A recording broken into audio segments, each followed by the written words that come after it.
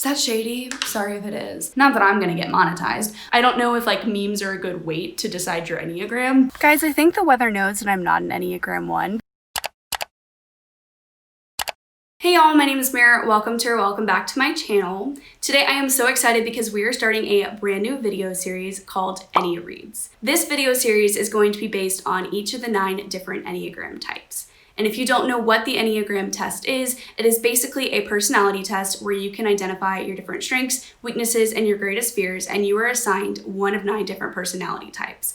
And it's sort of similar to the Myers-Briggs, but it's just a different way to assess your personality. This video series inspiration kind of got started because I have never known what my Enneagram type is. I've taken the test multiple times and I've always gotten different results. I've gotten a 3, which is the achiever. I've gotten a 4, which is the individualist. I've gotten a 6, which is the loyalist. I've gotten an 8, which is the challenger. And so it kind of got my wheels turning and I thought, well, I don't really know which Enneagram I identify with. And so why don't I make a reading experiment out of it and see what books I like that are recommended to those Enneagram types and see if it actually correlates to my Enneagram. I don't know if that makes sense, but basically we're going to be doing a 9 video series where I read like each Enneagram to see which one I identify best with based on the books that were recommended to that type. And so in each of these videos, you're going to see me choosing 2 different books that I will pull from different video recommendations. There are a ton of videos on YouTube where it talks about your Enneagram type as well as what books they recommend you read. There are also a bunch of Instagram posts about it, and so that's how I'm going to be choosing my TBR. I will also be trying to do different activities inspired by each Enneagram in each video so that I get more than just the reading experience. And then at the end of each video, I will come back to you guys and I will tell you how I think this one went.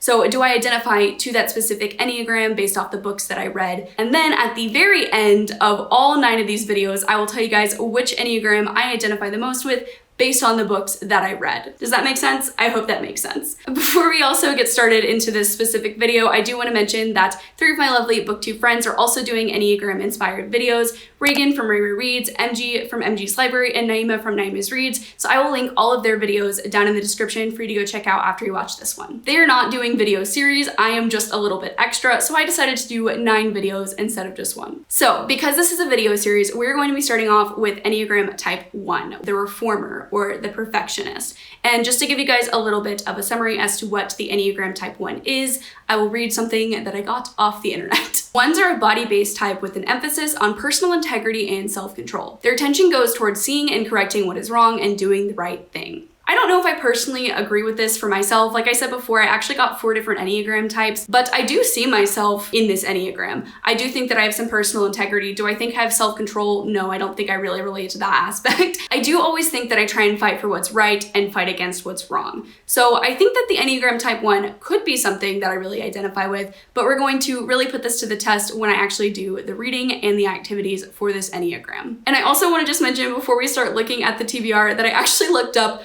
what the Enneagram type 1's favorite color is, and I got like a red-orange color on one of the websites, so I pulled out this orange flower top with like little red accents that I got from the thrift store, and it's just really cute and I wanted to show it.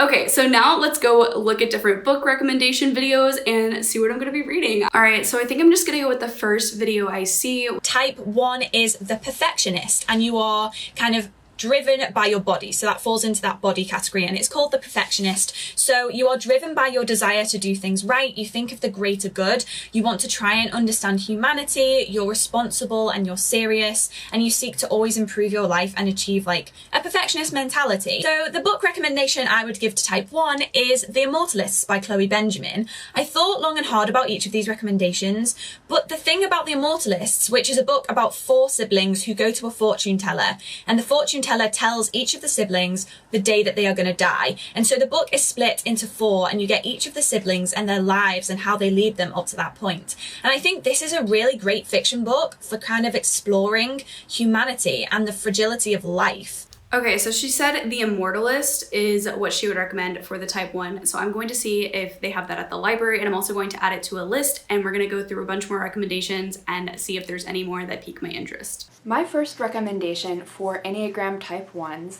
is The Wayfarers series by Becky Chambers. This is a space opera series. So this is the first book recommendation that I actually am interested in, The Long Way to a Small Angry Planet. I have heard of this one before, but I'm going to see what else they have to say. Next recommendation for the type 1 is Between the World and Me by Ta-Nehisi Coates. So I actually have already read that, so I'm going to skip over this section. My next recommendation for type 1s is actually a book that is not yet released. So this book was originally supposed to come out in May, but has now been pushed back to, I believe, August. And that is Lobezona. This is a young adult urban fantasy book that features witches and werewolves. But I definitely think, particularly in the second half of this book, that this will work for type 1s. Okay, that sounds fantastic. I want to read that if I can. Okay, so for that video, I actually think that I got 2 books that I want to read, but I'm going to continue and look for recommendations.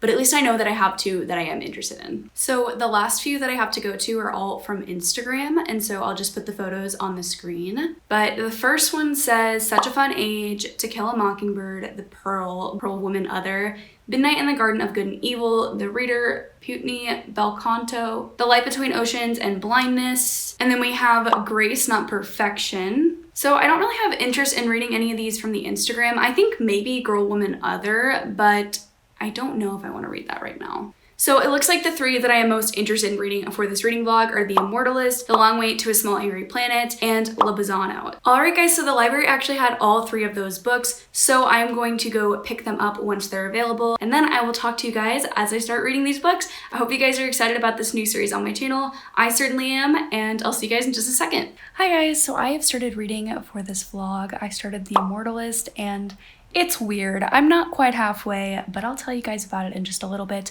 But before I do that, I wanted to show you guys that I'm actually going to be doing some Enneagram 1 related activities. I went on Google, as one does, and I searched, what do Enneagram 1s like to do? And apparently they like to clean. Couldn't be me, but that's what we're gonna be doing today. I'm gonna go clean my dishes, try to organize my life, and I'm also going to go to the store because I also Googled what snacks and what foods Enneagram 1 likes. So I'm gonna get, or try to get, a charcuterie board, is that how you say it? And I'm a little bit nervous about that because I don't eat meat, and so I might just get like crackers and eat them with cheese and call it a charcuterie board. And I'm also gonna get some orange juice because another quiz told me to have orange juice and French toast for breakfast. So we're really gonna try and adapt to this Enneagram 1 lifestyle in this vlog, so stay tuned for all the fun stuff, aka me finally washing my dishes after weeks and weeks, not weeks, I'm exaggerating, but I put it off longer than I needed to. And so this video has given me an excuse to actually clean my room for content, so yay.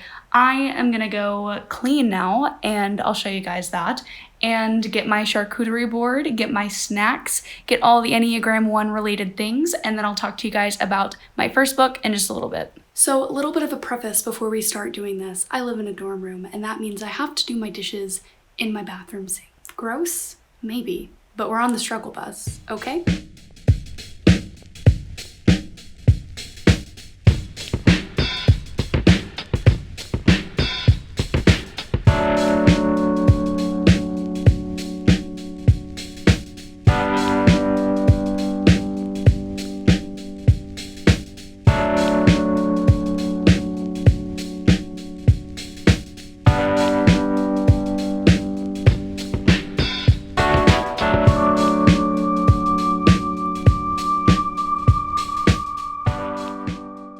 Hey guys, so I am now halfway through The Immortalist, so I thought that I would chat with you guys while I eat and drink my snacks that the internet told me Enneagram 1s should eat. So I have orange juice, and I also have my quote-unquote charcuterie board. I didn't get like an official one because I'm vegetarian and I don't want to purchase meat, so I got something kind of close. It has cheese in it, it has nuts, and it has apples, so this is what I'm going to be snacking on while we chat about The Immortalist. If you're wondering why I actually look kind of presentable today, I did edit a video, which I showed you guys in the little B-roll footage we had going. I edited my boarding school book recommendations video, so if you want to go check that out, I'll leave it in the cards as well as in the description. And I also have been just filming today. I've been doing a whole lot, actually being productive, and that's exactly what Enneagram 1s are supposed to be doing, so look at me go.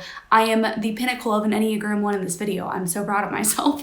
I also want to say that I showed you guys in the B-roll footage a song, kind of a lyric video. It's called One by Sleeping at Last, and I was actually given this recommendation by my friend Reagan over at Reads. She told me about all these songs that Sleeping at Last made for each specific Enneagram. So I listened to the one song, which I'm not going to put in here because copyright, not that I'm going to get monetized, but I am going to link a link to that in the description if you want to go listen to it, because Sleeping at Last actually made songs for each specific Enneagram to feel connected to. And so I listened to it to see what the vibes were like, to see if I felt connected to. And I liked the song. It was good. It was enjoyable. I wouldn't say it's like my new favorite song, but you know what? I can see why an Enneagram 1 would enjoy it. So let me open my snacks. I don't want to be super loud. And now we can chat about the Immortalist. Also, sorry if you see my video exporting in the background. I gotta do it. So that's what's going on. Did you hear that? Why is it making that noise? Anyways, The Immortalist. Wow, this book is weird. So basically what this book is about is it follows, I believe there's 4 of them. They're siblings and they all go to a fortune teller when they're younger. And at this fortune teller, they're each told the day that they're going to die. And so the book follows each of the siblings. I've so far gone through 2 of the siblings' lifelines, and I'm now on the 3rd one, so I'm a little bit over halfway with it. And this book is very detailed. The first character's description, it follows a man named Simon who's kind of going through his journey of sexuality, and it was very, very detailed. I was very jarred by everything that was kind of going on in the novel. It was the audiobook, and the descriptions were just very vivid, and so hearing all that was just a lot for me. I will say that I am kind of liking it. I don't know. I feel like this is a very polarizing book because I actually posted a picture of the audiobook to my Instagram story, and people were swiping up on it and saying really very polarizing things about it. Like, I had people tell me, oh my God, I love this book. And I had people tell me, this is the worst book I've ever read.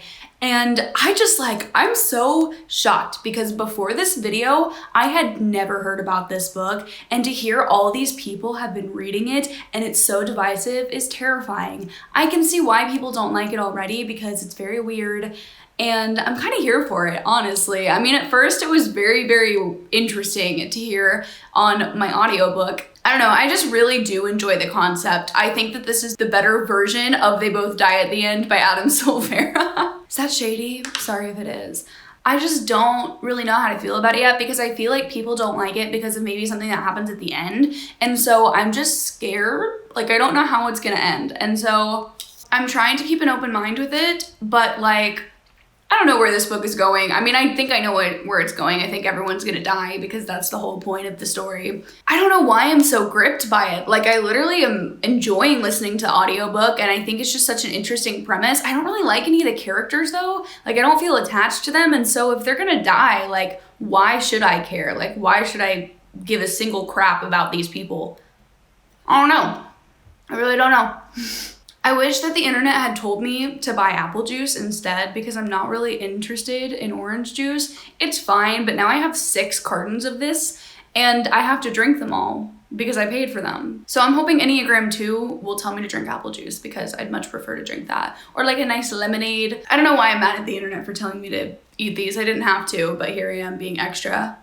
I'm trying to live my best Enneagram 1 life, you know? I don't think I have any more thoughts. My head is pretty empty right now. So I will talk to you guys when I've actually finished The Immortalist, unless I have some like really gripping thoughts to pop in here. And I'm also going to do some more Enneagram 1 activities later this week. I think that the other thing that I want to do is go for like a nature walk because that was suggested to Enneagram 1s a lot. And I think that'd be something really easy to do, you know, in a global pandemic. So I'll probably take you guys on a little hike with me. Might not be a hike, it might be like a walk around the neighborhood, but we're doing what we can in the pandemic. All right, talk to you guys in a minute. So I have now finished The Immortalist, so I wanted to talk about it with you guys. And then I'm going to take you on a walk with me because apparently Enneagram 1s like to be out in nature, and it's very cloudy today and it's kind of cold, so I'm very nervous for this. This might be a very, very, very short walk, but we're gonna do it for the aesthetic B-roll and because I am very committed to this video.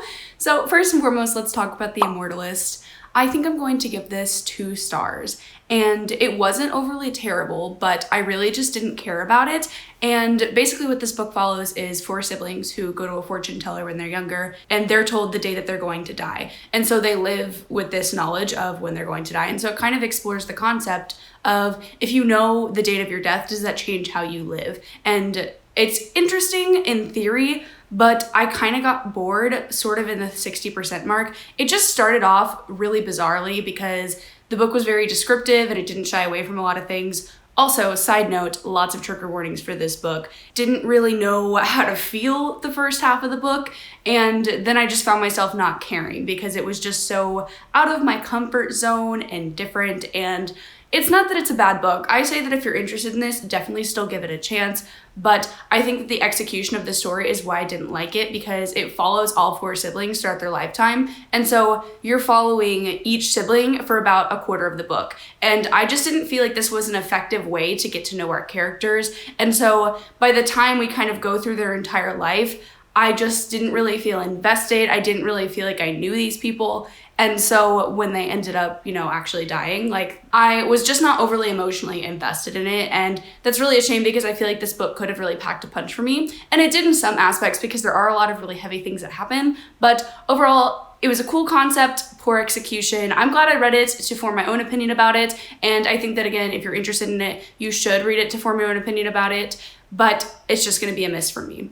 So now that I've talked about my first book for this reading vlog, I want to move into my second, which I did listen to the audiobook to see how they pronounce it, and I believe it's Lobazana. So if I am mispronouncing that, I do apologize. But I am now 50% of the way done with this book, and I am really enjoying it. So it follows a girl named Manuela, who is, I believe, 17, and her mother and her live in Miami, Florida, undocumented. And so they are trying to apply for a visa, but pretty quickly in the novel, Manuela learns that her mom never applied for a visa after she's been taken by ICE. And so this book has a lot of really heavy themes as well. I actually can't believe that no one has talked about this book and that I haven't heard anything about this book. The only reason I found this is because I went searching for Enneagram 1 book recommendations.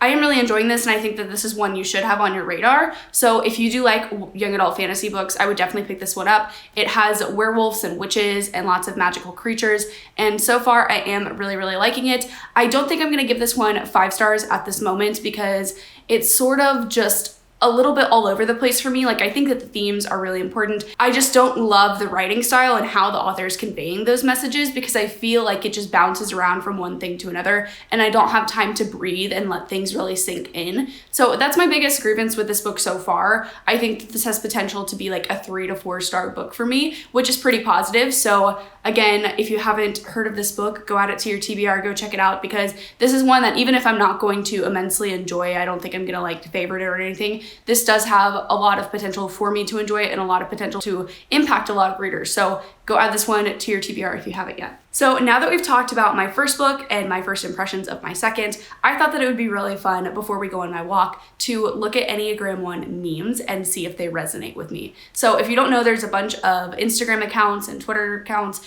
where you can search up Enneagram memes, and basically there's just a lot of specific jokes catered to your personal Enneagram. So I wanted to see if I related to any of them, specifically created for ones, if I find them resonating with me. I don't know, let's just do it. Let's have a fun time here. So this first one that I'm gonna show you guys is of dinosaurs saying that you shouldn't let others judge you, and then the Enneagram 1 responds, well then how will I know my self-worth? And I actually thought this was hilarious and something that I did identify with, and I posted it on my Instagram story and people swiped up and were like, oh my god, are you an Enneagram 1?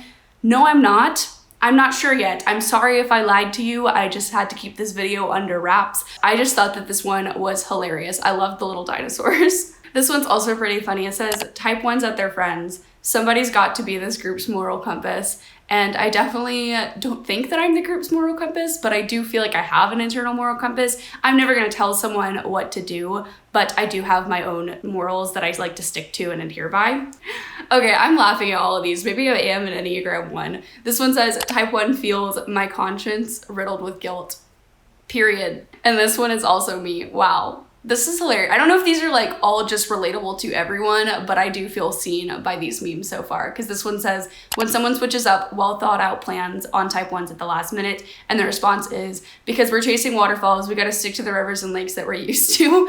And I am very much a planner. I don't like when things are changed up on me. I like to have deadlines. I like to have due dates.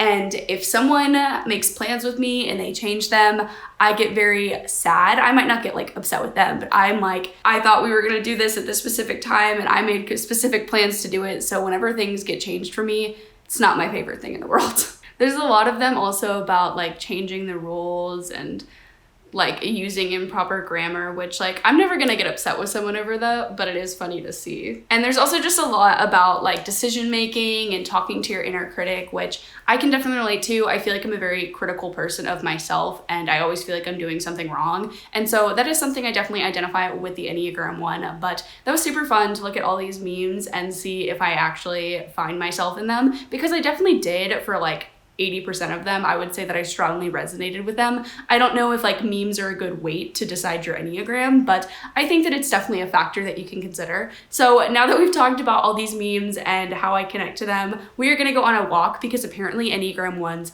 like to be out in nature. It is super rainy right now, super dreary, so this is going to be an extremely short walk, but I have the audiobook for Lobizana, so I am going to download that to find my place in the book and take you guys with me as we go out in nature, because that's what Enneagram 1s like to do apparently. Guys, I think the weather knows that I'm not an Enneagram 1. First of all, I got out of my room and I came down to my car and I forgot my car keys, because apparently I thought I could get into my car without my car keys. And then I go up, get my car keys, come back down, it starts raining, like actually raining, as you can see from my jacket here. So I think I'm probably gonna go to Ollie's. Like I really want to go to Ollie's. It's like a really big bargain store and they have a lot of book selection, and Reagan keeps going there and showing me all the books that she buys. So I think I need to go and get some deals for myself. And then I will hopefully have clearer weather and then we can go for our walk, talk about Lobizana a little bit. So I'm gonna go shop because that is how I cope with things not going my way.